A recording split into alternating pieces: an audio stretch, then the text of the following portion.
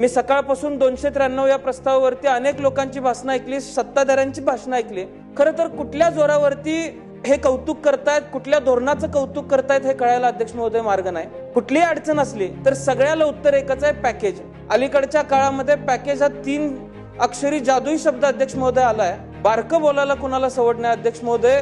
Package कितीचं आहे तर 31,000 कोटींचं पॅकेज आहे. मग अशी कोणतरी बोलत असताना म्हणलं की हे 31,000 कोटींचं पॅकेज 40,000 कोटींवर जाईल. माझ्या पूर्वी काही विधिमंडळातले सदस्य बोलत असताना 31,000 कोटी ही रक्कम तयार झाली कशी, हे जर कुणाला विचारलं तर अध्यक्ष महोदय सांगता येणार नाही. आज प्रत्यक्ष यावरती जर अभ्यास केला अध्यक्ष महोदय तर 6,500 कोटी ही प्रत्यक्ष रक्कम शेतकऱ्यापर्यंत जाईल. त्यामध्ये सुद्धा अनंत अडचणी आज ग्रामीण भागातल्या शेतकऱ्यांना ती रक्कम स्वीकारण्यामध्ये आहे. त्यामुळे अध्यक्ष महोदय जर पॅकेजच्या नावाखाली शेतकऱ्यांना फसवण्याचा प्रयत्न करत असेल तर माझं आव्हान आहे की अशा पद्धतीचं शेतकऱ्यांनी कुठल्याही शासनाच्या भूलथापांना बळी पडता कामा नये.